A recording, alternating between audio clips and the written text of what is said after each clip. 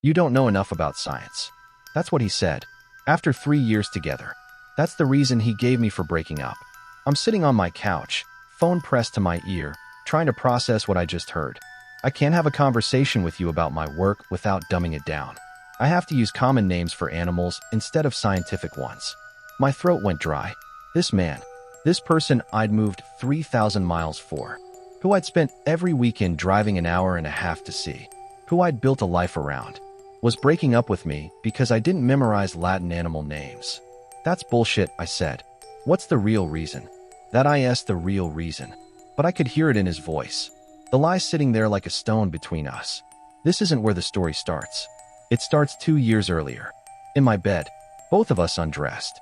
Him looking at me with this expression I couldn't read. I need to tell you something, Jake said. My heart stopped. When someone starts a sentence like that, it's never good. I'm concerned you've been gaining weight, and it's making it harder for me to be attracted to you. I sat up.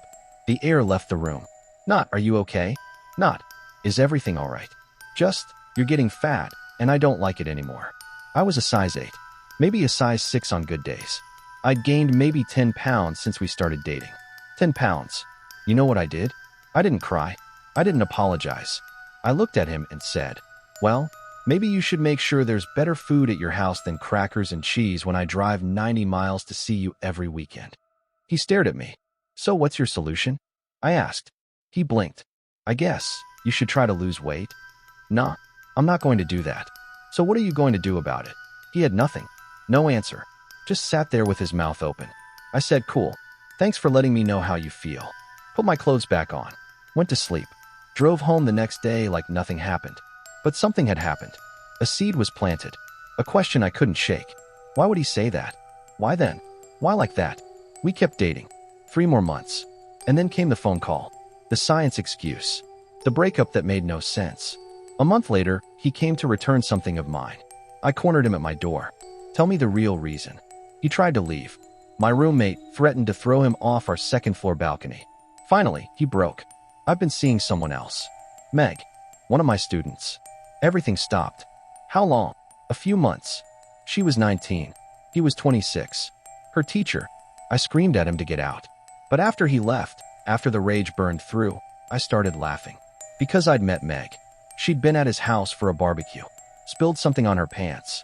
Jake asked if I could loan her sweats. I couldn't. Because I was a size 8. And she was a size 18. The weight comment wasn't about my body at all. It was about his guilt. He wanted me to break up with him. He wanted to be the victim. But he was too much of a coward to just end it. So he tried to hurt me enough that I'd do it for him. At 1 in the morning, 90 miles from home, right after we'd had sex. Did he think I was going to storm out and drive home in the middle of the night? Even now, 20 years later, it still confuses me. I could have walked away, could have moved on, but I didn't, because I found out something interesting. Jake wasn't just a PhD student. He was an animal sciences PhD student who bred and sold small animals from his rental house, including an endangered species he'd taken from a rescue organization. He was supposed to file paperwork with the state, pay a $25 fee. He refused, said he didn't want the government in his business. And he had another animal, one that was completely illegal to own in that state, sitting in a tank, right next to a window, visible from outside. His roommate George, sweet, kind George who actually liked me more than Jake, offered to help me get my stuff from the house. Come up this weekend, he said. We'll go out. Have fun. All the things Jake never wanted to spend money on. So I did. George let me into the house while Jake was gone. I took photos. Every animal. Every cage. Every tank. The endangered one. The illegal one. All the breeding conditions. Then George and I went out. We drank. We danced. We stumbled home around midnight. Jake and Meg were on the couch watching TV when we walked in. Me in a short dress. Drunk. George practically carrying me. I spent the night in George's room. He was a perfect gentleman. But we made sure Jake heard us. Giggling. Moaning. George parading past their room in his boxers. The next morning I walked out in my rumpled dress, eating a donut slowly while George kissed my head. Jake said I didn't have to act like a whore in front of him. I said, have fun with my leftovers. Meg looked ashamed. Jake looked furious. I thought that was my revenge. It wasn't. I got those photos developed the next day, called the State Fish and Wildlife Office, made a full report, sent the photos. Then I called Mary. Mary was Jake's advisor's wife. Worked in university administration. We become friends. She knew about the breakup. The fake science excuse. I told her what Jake admitted. That he was sleeping with a student. I sent her the emails where he confessed to it. She was furious. I'll make sure this gets investigated, she said. Her husband was Jake's direct advisor. A few weeks later, George called me. He was giddy. State Fish and Wildlife is here. They're confiscating animals. Meg was there when it happened. Told the officers all the animals belonged to her boyfriend Jake. Put George and the other roommate in the clear. The officers spent hours there. Took photos. Came back with a warrant. Entered Jake's room. Took everything. Left him with just some guppies in a fish tank. But I wasn't done. PhD students need grant money, especially for animal research. Most of it comes from the federal government. Jake had just gotten an EPA grant, $30,000. So I called the EPA, asked how to report someone with a federal grant who was being investigated for illegally harboring endangered animals. Long story short, he lost the grant. Had to pay back what he'd already spent, $30,000 in restitution. He'd never be able to get another federal grant. Ever. The university revoked his scholarship, fired him from his teaching position for having an inappropriate relationship with a student. He avoided jail. The animals were healthy, but he owed $15,000 in fines. Lost all his breeding animals, worth thousands. The 2 illegal animals went to a nature center. For years, I'd visit them when I was in the area, just to say hi. Jake somehow didn't get expelled. He convinced his dad to pay for 1 more year, so he could get a master's instead of a PhD. Then he left, married Meg, had 2 kids. She dropped out of science, became an accountant. He went back to breeding animals. I moved on with my life, got a master's degree myself. My specialty? Helping scientists communicate their work to regular people. You know, us dummies who can't remember scientific names. I swear it happened by accident, but I love it. I work with doctors, pharmaceutical companies, museums, government agencies, film producers. I travel. I speak. I learn. I turned that insult into a career. I stayed friends with Jake's siblings. They'd update me sometimes. Apparently, at his sister's bridal shower, he complained that his whole family was still friends with me. Said they didn't make an effort to embrace Meg. His sister laughed and said, "I don't make it a habit to be friends with homewreckers." That's how his parents found out the truth. 10 years after we broke up. Jake never knew I was behind the state investigation. I didn't lie about anything. I just directed information to the right people. 20 years passed. I thought the story was over. Then a few weeks ago, I was giving a lecture at a major university. 250 students. Undergrad and grad level. Afterward, I was mingling. "Hey, long time no see."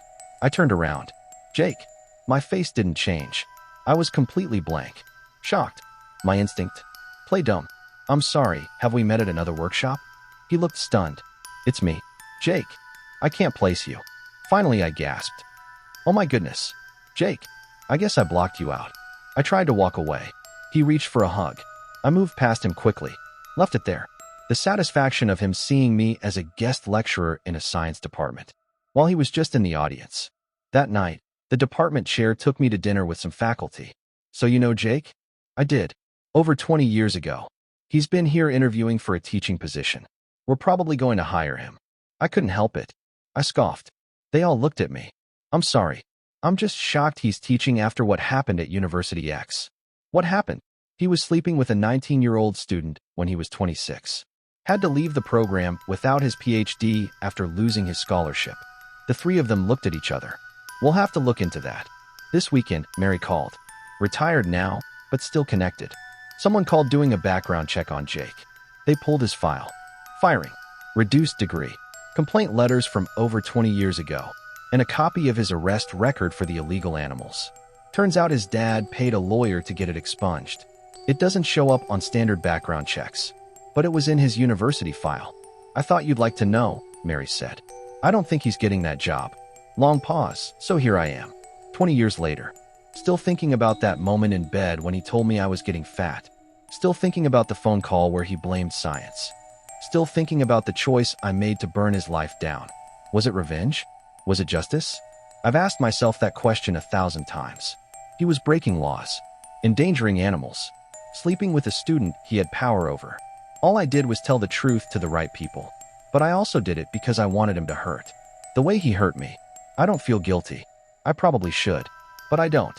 Because here's what I learned. If someone who claims to love you tries to make you feel like the problem, if they criticize your body, your intelligence, your worth, check what they're doing behind your back. Because that's their flaw, not yours. Jake could have just broken up with me. Could have been honest. Could have been a decent human being. Instead, he tried to destroy my self-worth to cover his guilt. So I let his own actions destroy him. I didn't lie. I didn't fabricate. I didn't manipulate. I just made sure the truth found the people who needed to hear it. 20 years. And I'm still not sure if what I did was right or wrong. I just know I'd do it again. And I sleep fine at night. In my size 10 pants. With a career built on the thing he said I wasn't smart enough for. Maybe the best revenge isn't hurting someone. Maybe it's just becoming everything they said you couldn't be, while they're still stuck being exactly who they've always been.